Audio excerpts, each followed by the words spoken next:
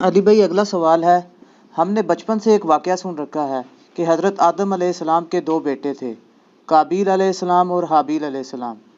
ان دونوں بیٹوں کا کسی بات پر اختلاف ہوا تو قابیل نے حابیل کا قتل کر دیا اور وہ انسانیت کی تاریخ میں پہلا قتل تھا۔ مہربانی فرما کر اس قتل کی وجوہات اور تفصیلات بیان فرما دیں، شکریہ۔ دیکھیں جی، یہ لوگوں کے لیے بڑا انٹرسٹنگ واقعہ ہے، اور یہ وہ واقعہ ہے جو کہ کامن ہے بنی اسرائیل اور مسلمانوں کے درمیان، قابیل اور حابیل کا واقعہ۔ قابیل اور حابیل کا نام تو قرآن و سنت میں نہیں ملتا، ہمارے پرانے مفسرین نے استعمال کیا ہے۔ قرآن میں تو آیا کہ آدم کے دو بیٹے، اسی طریقے سے احادیث میں بھی بخاری مسلم میں ہی آیا کہ آدم کے دو بیٹے۔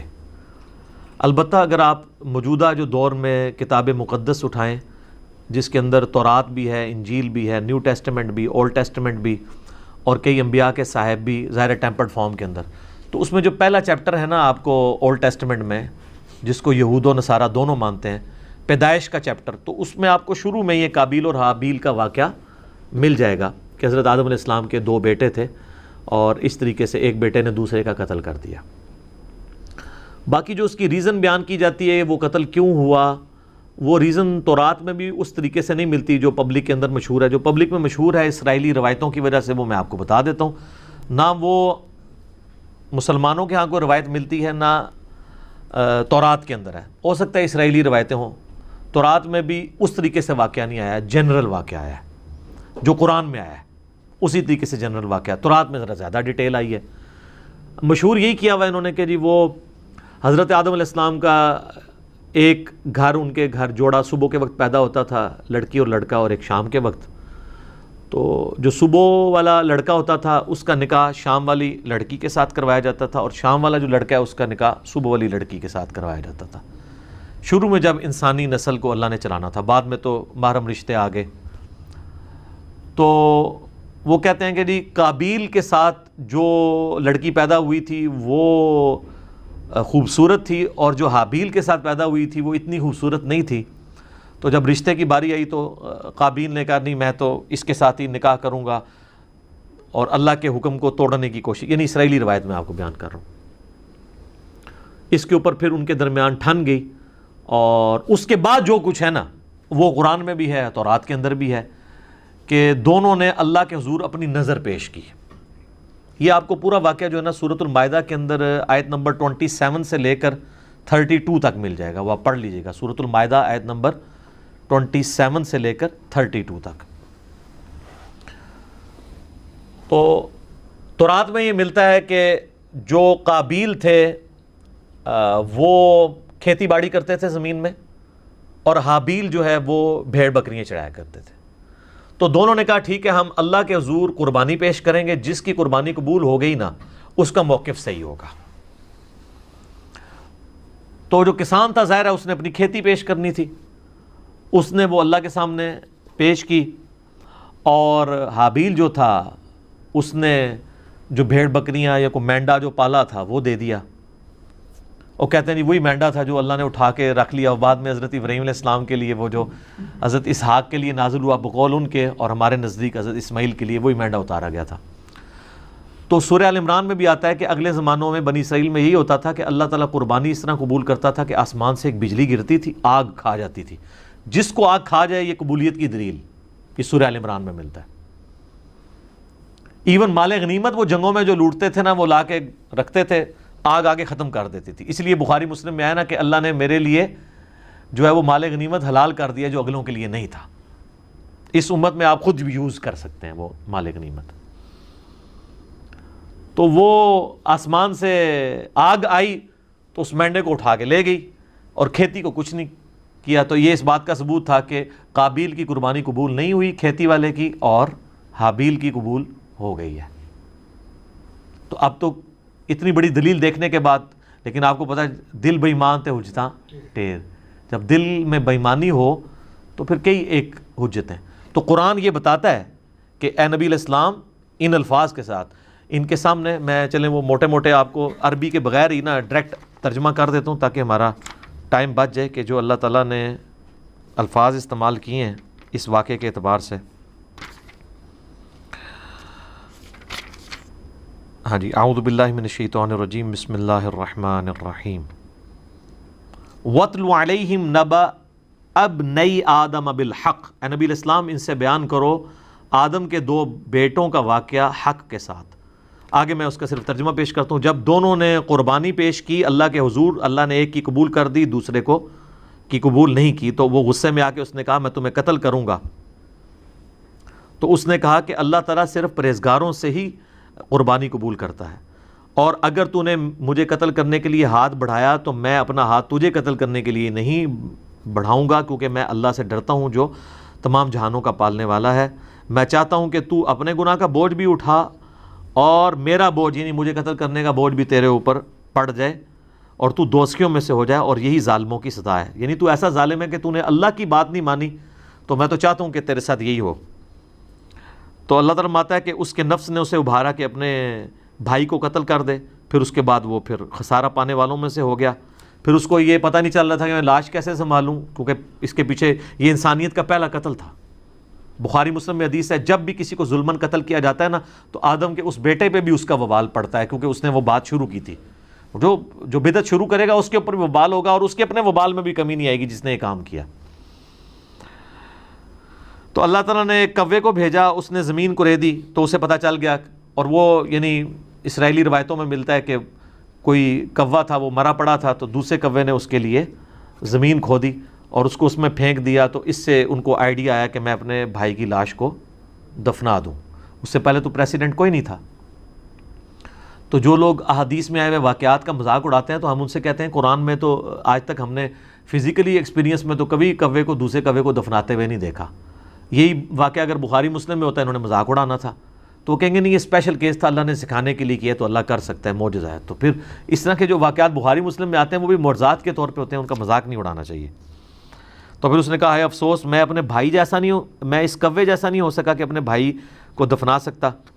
پھر وہ نادم ہو گیا، اور پھر اللہ تعالیٰ فرماتا ہے من اجل ذالک، اسی ایک واقعے کی وجہ سے کتبنا علی بنی اسرائیل، ہم نے یہ بات طے کر دی تھی بنی اسرائیل کے لیے، انہ من قتل نفسا بغیر نفس او فساد فی الارض فکأنما قتل الناس جمیعا، اگر کسی جان نے دوسری جان کو قتل کیا بغیر اس کے کہ وہ جان کے بدلے جان ہو، وہ بھی جوڈیشری کے تھرو ہوگا، قتل کے بدلے قتل خود نہیں کرنا ہوگا، یا فساد فی الارض کی وجہ سے، تو گویا ایسا ہے جیسے اس نے پوری انسانیت کا قتل کر دیا۔ وَمَنْ أَحْيَاهَا فَكَأَنَّمَا أَحْيَا النَّاسَ جَمِيعًا، اور جس نے کسی ایک انسان کی بھی جان بچا لی گویا اس نے پوری انسانیت کی جان بچا لی۔ یہ وہ حصہ ہے جو ڈاکٹروں نے ہاسپٹلس کے باہر لکھا ہوتا ہے، اور اندر جو ہے وہ آپ سے ہزاروں روپے ہتھیارے ہوتے ہیں جی ایک جان کو بچایا تو پوری انسانیت کو بچا لی۔ اللہ ماشاء اللہ ڈاکٹر ہم سے ناراض ہو جاتے ہیں، جب ہم مولویوں کے بارے میں بولتے ہیں اس وقت نہیں ناراض ہوتے، تو جب ہم تغلیب کے قاعدے میں بات کر رہے ہوتے ہیں کہ اکثر ڈاکٹرز ایسے ہی ہیں، پرہیزگار لوگ بھی موجود ہیں، تو وہ تغلیب کے قاعدے کو لیا کریں۔ جب ہم علماء پہ بات کرتے ہیں تو وہ بھی کیٹاگوریکلی جب کرتے ہیں اس پہ آپ خوش ہوتے ہیں، تو وہ بھی ہم سارے علماء کو نہیں کہہ رہے ہوتے، اکثریت کی بات کر رہے ہوتے ہیں۔ تو یہ وہ اللہ تعالیٰ نے فرمایا کہ یہ آدم کے بچے کا جو قتل تھا، اس کے بعد ہم نے یہ طے کر دیا کہ ایک انسان کا قتل بھی پوری انسانیت کا قتل ہے، ایک انسان کو بچانا پوری انسانیت کو بچانا ہے۔ تو یہ وہ واقعہ تھا قابیل اور حابیل کا، اور اکثر لوگوں کو یہ یاد نہیں رہتا ہے یہ قاتل کون تھا، قابیل تھا یا حابیل تھا۔ بھئی قاتل قاف الف ہے تو قابیل میں بھی یہی ہے، اور حابیل ہلاک ہا سے شروع ہوتا ہے، حابیل ہلاک ہوا ہے اور قابیل قاتل ہے۔ تو یہ یاد رکھنا آپ کو آسان ہے کہ قابیل قاتل اور حابیل ہلاک ہوا اس کے ہاتھوں، آسان طریقے نا۔ یہ ایک مدنی ٹوٹکا آپ کو بتا دیا یاد کرنا۔ باقی وہ جو ڈیٹیلز ملتی ہیں نا کہ وہ چکر تھا، تورات میں بھی ایون نہیں ملتا کہ وہ کوئی لڑکی والا چکر تھا، ہو سکتا ہے بعد میں کسی نے اس کو، جس سے آپ دیکھیں ارطغرل ڈرامہ ہے، اب وہ ارطغرل تو ایک ہیرو ہے لیکن اس کے اندر اتنی لو سٹوریز انہوں نے ڈال کے نا اسے ایک رومانس پیدا کرنے کی کوشش کی ہے تاکہ نوجوان نسل دیکھے۔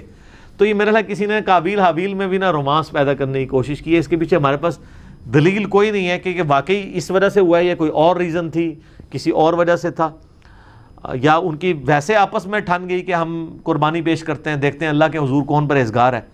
کیونکہ اگر یہ واقعہ اس طریقے سے ہوتا تو یہ تو بہت بڑا واقعہ تھا، قرآن میں اس طریقے سے اس کو رپورٹ ہونا چاہیے تھا، اور قرآن میں اگر نہیں ہوا تو تورات میں بھی نہیں۔ میں نے اسپیشلی یعنی تورات اس حوالے سے کئی دفعہ دیکھی ہے، تو اچھا اس میں آپ کو لفظ قابیل نہیں ملے گا، قائن ملے گا، اور حابیل حابیل ہی ملے گا.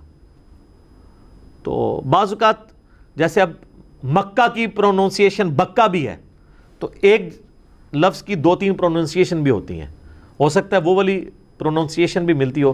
لیکن تورات کے اندر شروع میں چیپٹر ہے پیدائش, اس کے بھی تورات کھولتے ہی 3-4 صفحے پہ آپ کو یہ واقعہ ملے گا, اس میں بھی صرف قربانی کا ذکر ہے کہ دونوں نے کہا ہم قربانی کرتے ہیں تو دیکھتے ہیں کس کی قبول ہو. کوئی لڑکی لڑکے والا چکر ہی کوئی نہیں اس کے اندر موجود. تو یہ کسی نے بنی اسرائیل میں عادت تھی نا یہ رنگ بھرنے والی, تو انہوں نے رنگ بھر دیا ہوگا اور وہ اسی طریقے سے پبلک میں یہ نہیں جاری ہے. پھر لیکن لوگ پوچھتے ہیں کہ اگر ایسا نہیں ہوا تو پھر یہ نسل انسانی شروع میں چلی کیسے ہے؟ نسل انسانی یقیناً شروع میں تو یہ جو آج ہم کہتے ہیں کہ بہن جو ہے وہ محرم ہے, تو یہ کس وجہ سے کہتے ہیں؟ اللہ نے اسے حکم کے طور پہ نازل کیا ہے. اگر یہ حکم نہ ہو تو یہ محرم والا معاملہ نہ ہوتا. تو شروع میں یقیناً کسی چیز کو چلانے کے لیے اس وقت شریعت کے احکام ڈیفرنٹ تھے, وقت کے ساتھ ساتھ شرعی احکام بدلے ہیں. نبی علیہ السلام کی مبارک شریعت میں کئی چیزیں جو حلال ہیں پہلے حرام تھی. بخاری مسلم میں آتا ہے کہ جی نبی علیہ السلام فرمایا اللہ نے میرے لیے پوری زمین سجدہ گاہ کی ہے, پہلے نہیں ہوتی تھی سجدہ گاہ. لوگ سفر پہ بھی جاتے تھے, ساری نمازیں اکٹھی کر کے رکھتے تھے, پھر گھر آ کے یا کوئی مسجد ملتی تھی وہاں جا کے پڑھتے تھے. جی کتنا مشکل کام تھا. مال غنیمت حلال کر دیا گیا نبی علیہ السلام کے لیے, اگلے لوگوں کے لیے حلال نہیں تھا. تو شریعت میں احکامات اس زمانے میں یہ چیز ہوگی کہ جو حضرت آدم علیہ السلام کی جو اولاد پیدا ہوئی ہے, اور باقی یہ کہنا کہ صبح پیدا ہوتی تھی شام تک جوان ہو جاتی تھی, اس کی کوئی دلیل نہیں ملتی. اپنے ٹائم پہ جوان ہوتی ہوگی, حضرت آدم علیہ السلام کی بھی اتنی عمر تھی, تو وہ آپ تھوڑا ان کو جوان ہونے تھے 15-20. یہ کون سا پاکستان انڈیا والا جوان ہونا ہے کہ 35 سال میں شادی ہو رہی ہے؟ 12-15 سال میں شادی ہو جاتی تھی.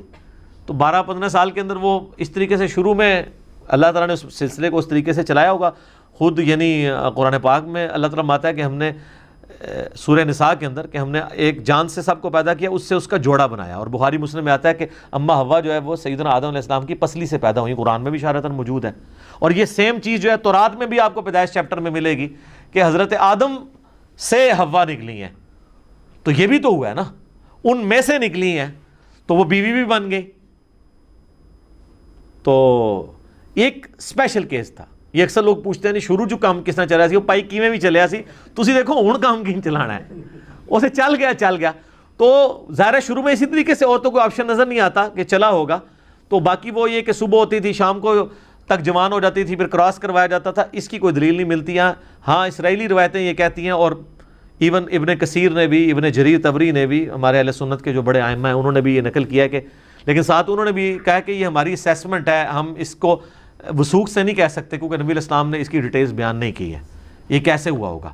الٹیمیٹلی یہ ایک بندے نے دوسرے کا قتل کر دیا, اس کے اگینسٹ اللہ نے یہ قانون نازل کر دیا کہ ایک انسان کا قتل پوری انسانیت کا قتل ہے, ایک مسلمان نہیں انسان, اور ایک انسان کی جان بچانا پوری انسانیت کی جان بچانا ہے. اصل میں یہ ہے میسج آدم کے 2 بچوں کے قتل میں, جو میسج ہے وہ یہ ہے کہ قتل نہ حق اللہ کو ناپسند ہے. بخاری اور مسلم دونوں میں حدیث ہے قیامت والے دن سب سے پہلے قتل کے مقدمے کا فیصلہ ہوگا. ابو داؤد ترمذی میں حدیث ہے نبی علیہ السلام نے فرمایا قیامت والے دن مقتول اپنے قاتل کو پیشانی کے بالوں سے گھسیٹتا ہوا اس حال میں کہ اس کی رگوں سے خون بہہ رہا ہوگا, اللہ کے عرش کے پاس پہنچ جائے گا اور کہے گا اللہ مجھے انصاف دلا, اس نے مجھے دنیا میں قتل کیوں کیا تھا. اور سنن نسائی میں آگے اس صحابی کے الفاظ ہیں, اے حکمرانوں قتل پہ معاونت نہ کرو کسی کی, قتل نہ حق اتنی بڑی چیز ہے. اور قتل حق بھی جوڈیشری نے کرنا ہے, یہ نہیں ہے کہ میرے باپ کا قاتل میرے سامنے آیا تو میں گولی مار دوں, نہیں, جوڈیشری میں پروف ہوگا, تو نہیں ہوگا تو آخرت میں بدلہ ملے گا. آخرت کا تو بدلہ بہت بڑا ہے, وہ تو آپ سوچ بھی نہیں سکتے. سورہ نساء میں اگر کسی مومن کو کسی نے جان بوجھ کے قتل کیا تو اس کی سزا ہمیشہ کی جہنم ہے جناب, ہمیشہ کی جہنم. ابو داؤد میں حدیث ہے کہ اللہ تعالیٰ یا تو شرک معاف نہیں کرے گا یا کسی مؤمن کا قتل ناحق معاف نہیں کرے گا. صحیح بخاری میں حدیث ہے کہ جنت کی خوشبو 40 سال سے سونگی جا سکتی ہے, لیکن جس نے کسی ذمی کافر کو بھی قتل کیا جو مسلمان حکومت میں ٹیکس دے کر رہ رہا تھا, ہے کافر تھا, اس کو ناحق قتل کر دیا تو وہ مسلمان بھی جنت کی خوشبو نہیں پائے گا حالانکہ 40 سال سے آ رہی ہوگی. جی اسی لیے قتل کے مقدمے کی پیروی کا بھی کہا گیا ہے. سورہ البقرہ میں وَلَكُمْ فِي الْقِصَاصِ حَيَاتٌ يَا أُولِي الْأَلْبَابِ، اے عقل مندو انسانیت کی زندگی چھپی ہے قصاص لینے میں. باقی جگہ کہا گیا معاف کر دو، قتل کے لیے کہا گیا معاف نہیں کرنا، دیت نہیں لینی، بلڈ منی نہیں لینی. آپشن ضرور ہے لیکن پریفریبل یہ ہے کہ قتل کے بدلے قتل ہو، کیونکہ انسانیت دو چیزوں پہ کھڑی ہے، احترام جان اور احترام مال. اگر یہ نہیں ہوں گے فارغ. جو مولا علی کا قول ہے کہ کوئی بھی معاشرہ بغیر دین کے تو قائم رہ سکتا ہے، بغیر انصاف کے نہیں رہ سکتا. اور انصاف کس لیے آپ کر رہے ہوتے ہیں؟ احترام جان اور احترام مال کے لیے. اور اسے کون سی چیز انشور کرتی ہے؟ جوڈیشری. جامعہ ترمذی میں موقوفاً روایت موجود ہے کہ اے کعبہ تیری خوشبو بڑی اچھی ہے، لیکن اللہ کے حضور ایک مؤمن کی حرمت کعبے سے بھی بڑھ کے ہے. جامعہ ترمذی میں حدیث ہے کوئی شخص پوری دنیا کو تباہ و برباد کر دے، اللہ کے نزدیک یہ چھوٹا گناہ ہے اور ایک مؤمن کا قتل اس سے بڑا گناہ ہے. جناب یہ بہت بہت سینسٹیو ایشو ہے. اس لیے تو میں ایکسٹرا جوڈیشل کلنگ کے خلاف بھی بولتا ہوں. آپ نہ حب الوطنی کے نام پر نہ توہین مذہب کے نام کے اوپر قانون کو ہاتھ میں لے کے کسی کو قتل نہیں کر سکتے. ناحق بندہ قتل ہو گیا تو آپ مارے گئے، یہ نہیں ہوگا کہ آپ کی اجتہادی غلطی شمار ہوگی. آپ ہر چیز کو جوڈیشری میں لے کر آئیں گے، اور جوڈیشری میں پروف نہیں ہوتا اور وہ واقعی قاتل تھا، اللہ جانے اس کا معاملہ جانے. آپ نہیں کر سکتے، ورنہ بے گناہ لوگوں کو بھی سزا ملنا شروع ہو جائے گی. لوگ اپنی ذاتی دشمنیاں نبھانے کے لیے بھی ماورائے عدالت قتل، ایکسٹرا جوڈیشل کلنگ کرنی شروع کر دیں گے. تو یہ بہت سینسٹیو ایشو ہے قتل والا. تو یہ حضرت آدم علیہ السلام کے دو بیٹوں کے قتل والا جو واقعہ تھا، اس سے لیسن یہ ملتا ہے. میں اپنی گفتگو کو اس حوالے سے کنکلوڈ کروں گا اسی حدیث پہ جو بخاری اور مسلم دونوں میں ہے کہ نبی علیہ السلام نے فرمایا دنیا میں جب بھی کسی انسان کو ظلماً قتل کیا جاتا ہے تو اس کا گناہ کا بوجھ آدم کے اس بیٹے کے اوپر بھی پڑتا ہے جس نے سب سے پہلے انسانیت میں قتل کیا تھا. اور اس پہ تو پڑتا ہی ہے. اور اس کو سپورٹو وہ بھی حدیث ہے صحیح مسلم کی کہ جس نے اسلام میں اچھا طریقہ جاری کیا، جتنے لوگ عمل کریں گے اس کا ثواب اسے ملے گا اور ان کے اپنے ثواب میں بھی کمی نہیں آئے گی. اور جس نے اسلام میں برا طریقہ جاری کیا، جتنے لوگ اس کے اوپر عمل کریں گے اس کا وبال بھی اس پہ ہوگا اور وہ عمل کرنے والوں کے وبال میں بھی کمی نہیں ہوگی. یہ اسلام میں اچھی بدعت اور بری بدعت نہیں ہے، طریقہ. جیسے یہ ہم ویڈیو بنا رہے ہیں یہ طریقہ ہے، احادیث ریٹن فارم میں ائمہ لے کر آئے یہ طریقہ ہے، الیکٹرانک کاؤنٹر یہ طریقہ ہے، جہاز پہ اونٹ کی بجائے جہاز کے اوپر سفر کرنا حج کے لیے اونٹ کی بجائے یہ طریقہ ہے. یہ سب طریقے ہیں، اس سے اصل دین نہیں بدلا. یہ نہیں ہوتا کہ جناب نیچے اس پنکھے کے اور اوپر اس قالین کے، منہ طرف اے سی شریف اور خانہ کعبہ شریف، اللہ اکبر. نہیں، یہ ساری چیزیں طریقے ہیں. دین وہی ہے، نمازیں وہی ہیں، طریقہ کار وہی ہے. باقی جو دین کو سپورٹیو طریقے ہیں نا، وہ جو بھی اسلام میں کرے گا اس کو ثواب ملے گا. تو یہ برا طریقہ اس نے جاری کیا تھا، قیامت تک قابیل کے اوپر اس کا وبال رہے گا. والعیاذ باللہ تعالی. اللہ تعالیٰ ہمیں اس گناہ سے محفوظ فرمائے. آمین ثم آمین.